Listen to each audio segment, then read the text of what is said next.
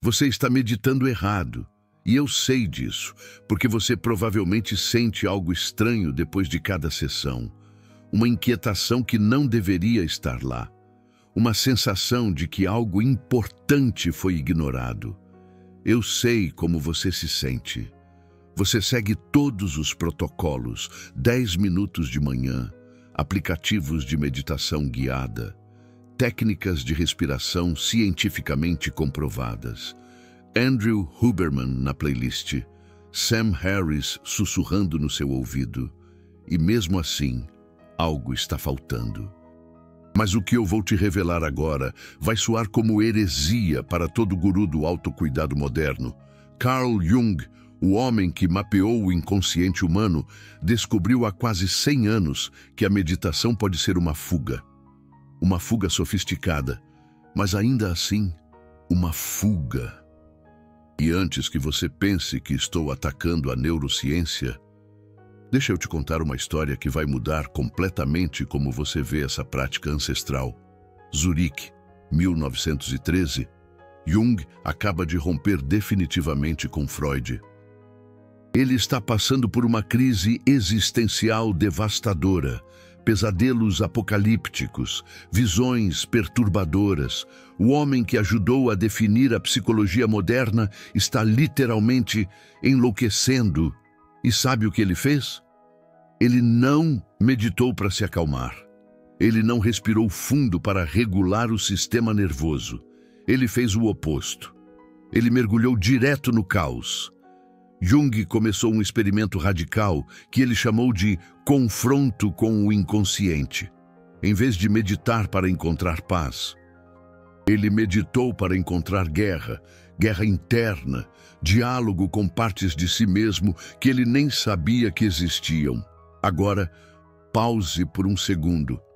Imagine se eu te disser que esse método não apenas curou a crise de Jung, mas também se tornou a base de toda a terapia junguiana moderna. E imagine se eu te disser que existe uma razão científica para isso funcionar melhor que qualquer aplicativo de meditação. Você já notou como depois de uma sessão perfeita de atenção plena, você se sente vazio, calmo sim, mas também um pouco desconectado, como se você tivesse colocado sua personalidade no modo silencioso. Isso não é acidente. A meditação moderna, principalmente a que está em alta nas redes sociais, foi otimizada para uma coisa: aquietar a mente, reduzir a atividade neural, baixar cortisol, aumentar GABA, e funciona. Por algumas horas, até a vida real bater na sua porta novamente. Jung percebeu algo que a neurociência só está começando a entender agora. O problema não é ter uma mente agitada. O problema é não saber por que ela está agitada. O problema é tratar sintomas em vez de causas. Deixa eu te explicar a diferença fundamental. Quando Huberman te ensina meditação, ele está te ensinando a regular, ativar o sistema nervoso parasimpático, reduzir inflamação, otimizar ondas cerebrais. É meditação como engenharia reversa do cérebro. Quando Jung desenvolveu sua técnica, ele estava te ensinando a dialogar, não com seu cérebro, com seu inconsciente, com partes de você que têm coisas importantes para dizer. Imagine a diferença entre tomar um analgésico para dor de cabeça e descobrir que você precisa de óculos. Os dois funcionam, mas só um resolve o problema real. A técnica junguiana que quero te ensinar hoje se chama imaginação ativa. E antes que você pense que é algo esotérico ou New Age, deixa eu te mostrar como ela é brutalmente prática. Você conhece aquela voz na sua cabeça que critica tudo que você faz? Aquele monólogo interno constante que te sabota? A meditação tradicional te ensina a ignorar essa voz. A imaginação ativa te ensina a conversar com ela. E aqui está o plot twist que ninguém te conta. Essa voz não é você. É um complexo autônomo no seu psiquismo. Um fragmento da sua personalidade que desenvolveu vida própria. Jung chamava isso de complexo. Freud chamava de recalque. A neurociência moderna chama de padrão de atividade cerebral. Mas o nome não importa. O que importa é que essas vozes internas têm uma agenda própria. E elas não vão embora só porque você respirou fundo 10 vezes. Agora, antes de eu te mostrar exatamente como praticar a imaginação ativa, preciso te contar por que Jung estava certo e por que isso mudou não só a vida dele, mas de milhões de pessoas desde então. Quando Jung começou a dialogar com seus complexos internos, em vez de tentar silenciá-los, algo extraordinário aconteceu. Eles pararam de trabalhar contra ele e começaram a trabalhar com ele. Pense na última vez que você se sabotou. Pode ter sido procrastinação, pode ter sido autossabotagem em relacionamentos, pode ter sido medo de tomar uma decisão importante. Você provavelmente tentou se disciplinar, ou pensar positivo, ou meditar para encontrar clareza. E funcionou. Temporariamente, Jung descobriu que essas partes problemáticas de nós mesmos não são inimigos para serem derrotados. São aliados mal compreendidos. Elas têm informações que nossa mente consciente não tem acesso. A parte que procrastina, ela pode estar te protegendo de um perfeccionismo destrutivo. A parte que sabota relacionamentos, ela pode estar guardando traumas que precisam ser processados. A parte que tem medo de decisões, ela pode estar vendo riscos reais que você está ignorando por otimismo forçado. Mas para acessar essas informações, você não pode tratar essas partes como problemas para serem resolvidos. Você precisa tratá-las como pessoas para serem compreendidas. E é exatamente isso que a imaginação ativa faz. Agora, eu sei o que você está pensando. Isso parece muito abstrato. Como isso se compara com algo concreto como os protocolos de respiração de Huberman? Deixa eu te dar um exemplo real. Um dos pacientes de Jung era um empresário que sofria de ataques de ansiedade sempre que precisava falar em público. Ele havia tentado de tudo: técnicas de respiração, visualização positiva, beta-bloqueadores. Nada funcionava permanentemente. Jung pediu para ele fazer uma coisa estranha. Em vez de tentar se acalmar antes das apresentações, ele deveria conversar com sua ansiedade, dar-lhe uma forma visual, perguntar o que ela queria dizer. O homem imaginou sua ansiedade como um menino assustado de 7 anos. E então Jung fez a pergunta que mudou tudo. Pergunte ao menino do que ele tem medo.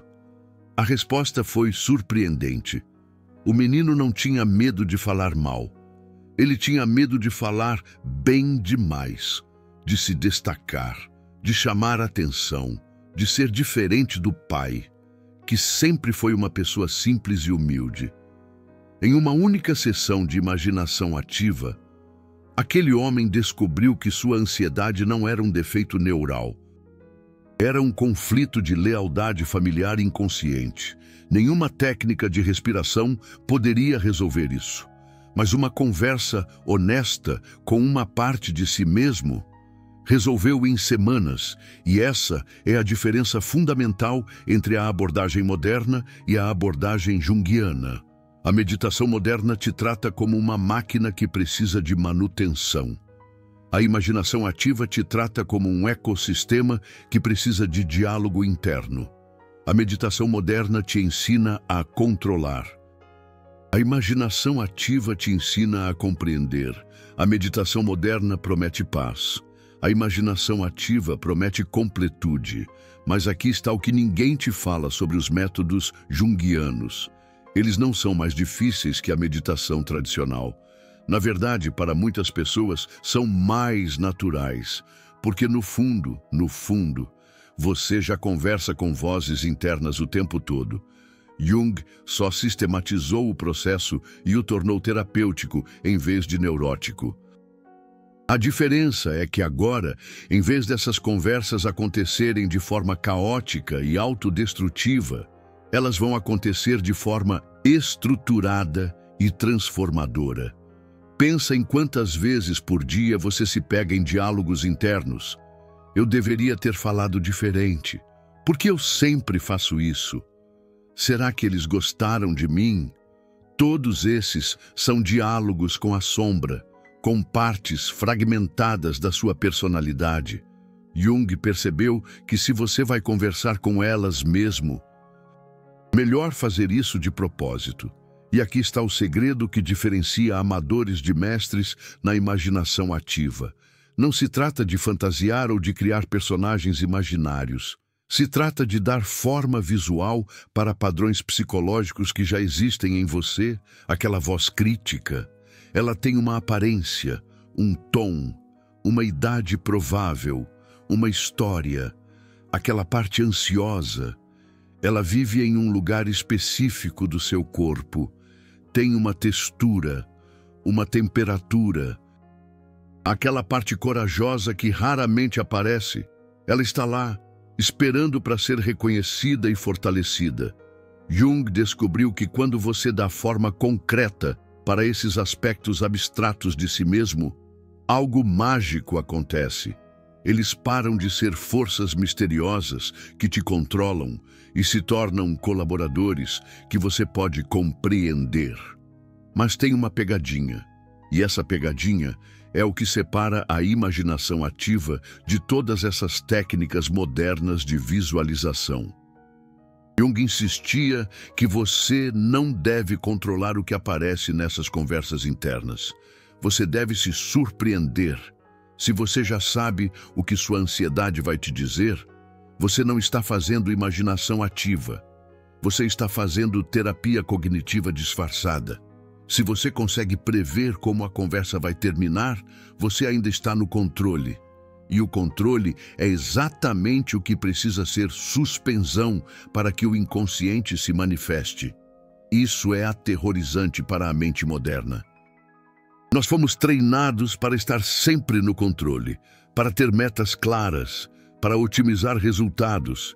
Mas Jung descobriu que as partes mais valiosas de nós mesmos só aparecem quando suspensão a necessidade de controlar o processo.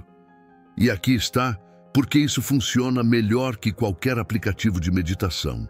Quando você medita para se acalmar, você está impondo um estado artificial sobre seu sistema nervoso. É como tomar um remédio. Funciona, mas é temporário. Quando você pratica imaginação ativa, você está colaborando com a sabedoria natural do seu inconsciente. É como fazer fisioterapia. O alívio é permanente, porque o corpo aprendeu a se curar. Mas deixa eu ser brutalmente honesto com você. Essa técnica não é para todo mundo. Se você quer resultados rápidos e superficiais, fica com o Headspace. Se você tem medo de descobrir coisas sobre si mesmo que podem te incomodar, fica com as técnicas de respiração. Se você prefere tratar sintomas a investigar causas, a neuromeditação moderna vai te servir perfeitamente. Mas se você suspeita que tem capacidades internas que ainda não foram descobertas, se você sente que está vivendo uma versão reduzida de quem você poderia ser, se você quer acessar tipos de sabedoria que não vêm de livros ou podcasts, então a imaginação ativa pode ser exatamente o que você está procurando sem saber. E agora que você entende a diferença filosófica fundamental entre essas abordagens, está na hora de eu te mostrar exatamente como praticar isso. Porque teoria é interessante, mas transformação acontece na prática. E o que vou te ensinar nos próximos minutos é um protocolo que Jung levou décadas para desenvolver, testado em milhares de pacientes, e que você pode começar a usar hoje mesmo. Mas antes, preciso te fazer uma pergunta que vai determinar como você vai abordar essa prática. Você está pronto para descobrir partes de si mesmo que podem ser incômodas de conhecer? Porque essa pergunta não é retórica. Jung descobriu que a imaginação ativa só funciona quando você aceita que pode não gostar de tudo que vai encontrar lá dentro. Mas aqui está a ironia. As partes de nós mesmos que mais evitamos são exatamente as que carregam os presentes mais valiosos. Então vamos começar com o protocolo básico.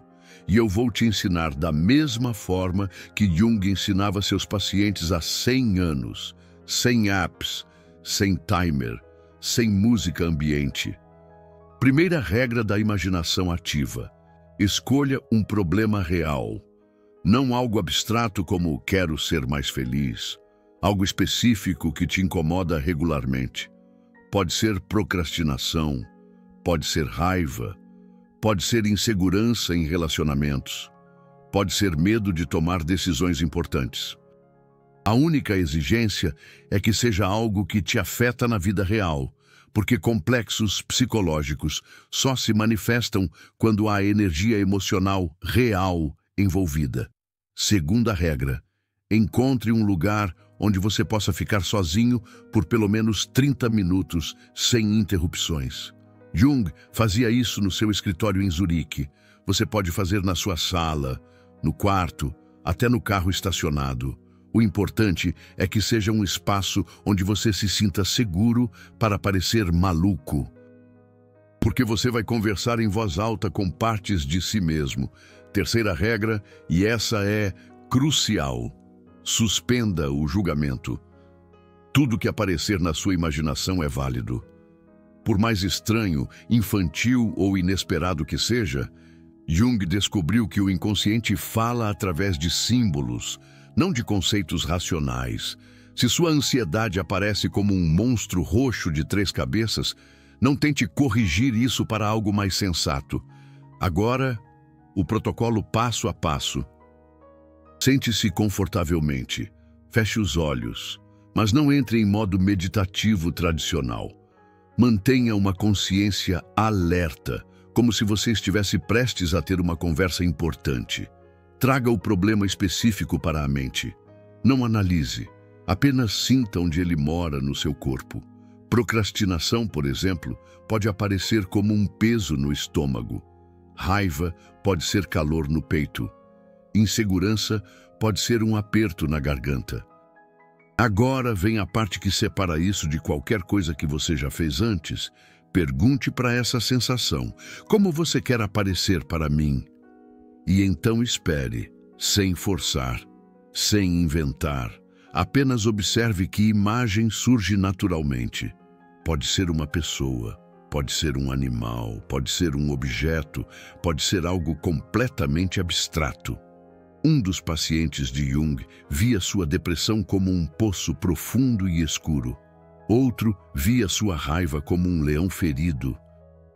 Uma mulher via sua insegurança como uma menina de 5 anos escondida atrás de uma árvore. O importante é que você não escolha conscientemente. Você deixa a imagem aparecer. E aqui é onde fica interessante. Quando a imagem se estabilizar, você vai começar uma conversa real com ela. Não visualização, não afirmação positiva. Conversa. Você fala em voz alta, como se estivesse conversando com uma pessoa de verdade na sala. E então, você escuta a resposta. E sim, a resposta vai vir. Talvez não imediatamente, talvez não da forma que você espera, mas vai vir. Jung chamava isso de função transcendente. A capacidade da psique de criar um diálogo entre as partes conscientes e inconscientes de nós mesmos. Deixe-me dar um exemplo real de como isso funciona. Conheci uma mulher que sofria de ansiedade social há anos. Ela havia tentado terapia cognitiva, medicação, técnicas de respiração. Nada funcionava permanentemente. Na primeira sessão de imaginação ativa, ela viu sua ansiedade como um menino de 8 anos, tremendo de frio. Quando ela perguntou: "Do que você tem medo?", o menino respondeu: "De que eles descubram que eu não sei o que estou fazendo." Conversando mais, Ela descobriu que esse menino havia aparecido pela primeira vez quando ela era criança, e os pais se divorciaram. Ele estava tentando protegê-la de mais rejeição. Em vez de lutar contra a ansiedade, ela começou a conversar com esse menino antes de situações sociais, agradecer pela proteção, explicar que agora ela era adulta e podia se cuidar. Em 6 semanas, a ansiedade social tinha praticamente desaparecido. Não porque foi suprimida, mas porque foi compreendida e integrada. Essa é a diferença entre tratar sintomas e curar causas. Mas tem uma pegadinha no processo que eu preciso te avisar. Às vezes, as partes de nós mesmos que aparecem na imaginação ativa não querem colaborar imediatamente. Elas podem estar bravas, magoadas, desconfiadas. Jung descobriu que isso é normal e até saudável. Essas partes foram ignoradas ou reprimidas por muito tempo. É natural que tenham resistência inicial. A chave é tratar essas partes com o mesmo respeito que você trataria uma pessoa real que está passando por dificuldades. Você não forçaria uma criança assustada a falar. Você criaria segurança primeiro. Você não discutiria com alguém que está bravo. Você escutaria primeiro. Jung costumava dizer: o que você resiste, persiste. O que você aceita, se transforma. E isso nos leva para o nível mais avançado da imaginação ativa. Depois que você aprende a dialogar com complexos individuais, você pode começar a facilitar conversas entre diferentes partes de si mesmo. Por exemplo, você pode pedir para a parte ansiosa conversar diretamente com a parte corajosa, ou para a parte crítica conversar com a parte compassiva.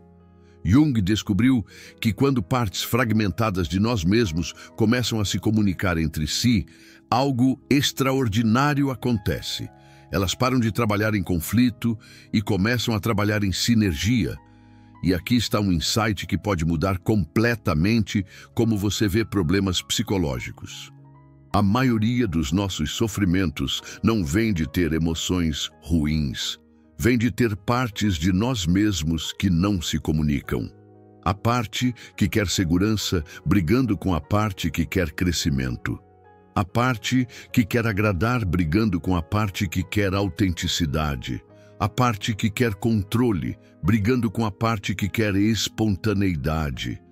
Quando essas partes aprendem a conversar, os conflitos internos começam a se resolver naturalmente. Mas deixe-me ser claro sobre algo. Esse processo não é sempre confortável. Jung costumava avisar seus pacientes: a neurose é sempre um substituto para o sofrimento legítimo. Às vezes, os complexos com os quais você vai conversar vão te mostrar dores que você preferiu evitar.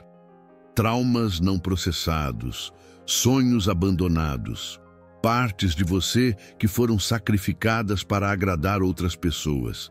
E essa é exatamente a razão pela qual a imaginação ativa funciona melhor que técnicas superficiais de bem-estar.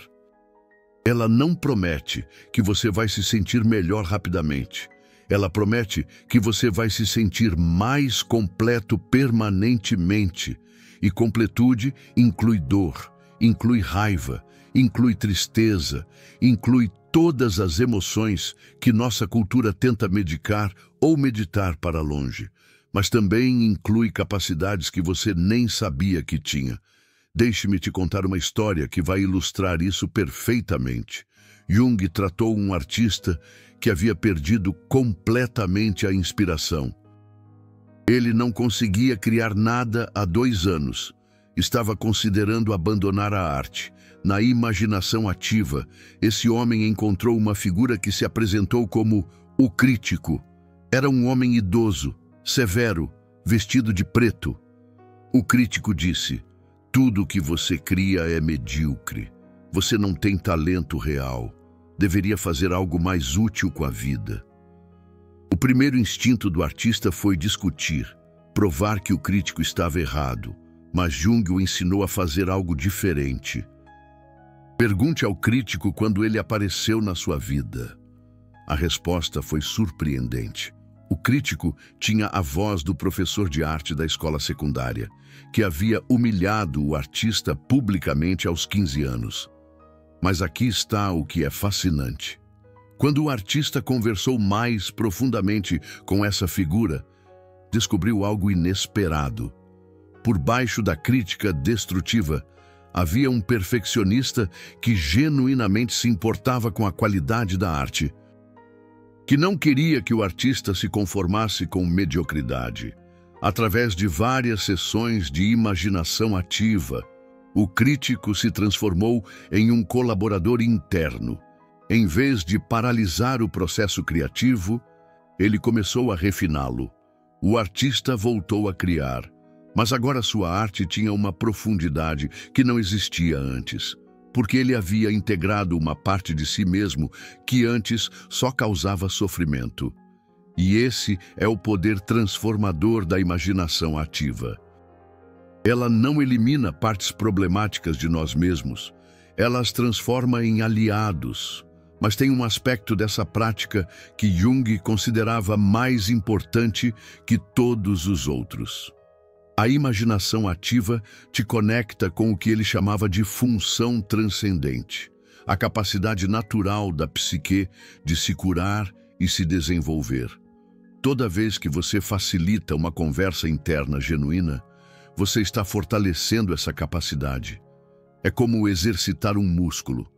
Quanto mais você pratica, mais fácil fica acessar sua própria sabedoria interna. E aqui está algo que vai te chocar. Jung acreditava que a imaginação ativa era mais eficaz que terapia tradicional para muitos problemas. Porque em terapia, você depende da interpretação de outra pessoa. Na imaginação ativa, você acessa diretamente sua própria capacidade de insight. Jung dizia: quem olha para fora, sonha. Quem olha para dentro, desperta. E despertar, nesse contexto, significa perceber que você tem recursos internos que nunca imaginou ter, mas tem uma dimensão da imaginação ativa que eu ainda não mencionei. E essa pode ser a mais importante de todas. Jung descobriu que quando você pratica a imaginação ativa regularmente, você para de se sentir como vítima das suas próprias emoções, porque agora você sabe que toda emoção negativa é, na verdade, uma parte de você tentando comunicar algo importante. A raiva pode ser uma parte sua defendendo limites que foram violados. A tristeza pode ser uma parte sua processando perdas que precisam ser lamentadas. O medo pode ser uma parte sua te alertando sobre riscos reais que precisam ser considerados. Quando você aprende a linguagem dessas emoções através da imaginação ativa, você para de lutar contra elas e começa a colaborar com elas. E isso é uma mudança de paradigma completamente diferente de tudo que você aprendeu sobre inteligência emocional ou regulação emocional. Não se trata de controlar emoções. Trata-se de compreendê-las tão profundamente que elas naturalmente se equilibram. Jung chamava isso de individuação, o processo de se tornar quem você realmente é, em vez de quem você acha que deveria ser. E aqui chegamos ao ponto que diferencia completamente a abordagem junguiana de todas as técnicas modernas de desenvolvimento pessoal. A imaginação ativa não promete te transformar em uma versão melhor de você mesmo. Ela promete te revelar versões de você mesmo que já existem, mas estão ocultas, coragem que você não sabia que tinha, criatividade que estava bloqueada por medo de julgamento, sabedoria que estava escondida por trás de dúvidas. E talvez, mais importante que tudo, uma sensação de completude que não depende de circunstâncias externas. Porque quando você aprende a dialogar internamente, você nunca mais se sente verdadeiramente sozinho. Agora, Antes de eu te dar as últimas orientações práticas, preciso te fazer um aviso. A imaginação ativa pode viciar, não de forma destrutiva, mas de forma expansiva. Uma vez que você descobre que tem uma sabedoria interna acessível a qualquer momento, é difícil voltar a depender apenas de conselhos externos. Uma vez que você aprende a transformar conflitos internos em colaborações, é difícil voltar a se sentir vítima dos próprios sentimentos. Uma vez que você descobre partes de si mesmo que são genuinamente fascinantes de conhecer, é difícil voltar a achar a vida entediante. Jung costumava dizer que a neurose era sofrimento que não encontrou seu sentido ainda. A imaginação ativa é o processo de encontrar sentido no sofrimento. E quando o sofrimento ganha sentido, ele se transforma em sabedoria. Então, aqui está meu desafio para você. Durante os próximos 7 dias, pratique a imaginação ativa com um problema específico que te incomoda. Não com a expectativa de resolver o problema rapidamente, mas com a curiosidade de descobrir o que esse problema está tentando te ensinar. Dê forma visual para ele, converse com ele, escute o que ele tem para dizer e observe se, ao final de uma semana, sua relação com esse problema mudou. Não necessariamente a intensidade, talvez a qualidade. Jung descobriu que problemas psicológicos, quando verdadeiramente compreendidos, eles frequentemente se resolvem por conta própria, não porque foram eliminados, mas porque foram integrados. E integração é exatamente o oposto do que nossa cultura nos ensina sobre problemas psicológicos. Nossa cultura diz, livre-se do problema. Jung dizia, aprenda com o problema até ele se transformar em solução. E talvez essa seja a diferença mais importante entre meditar como Huberman e meditar como Jung.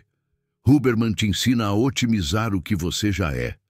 Jung te ensina a descobrir quem você realmente é.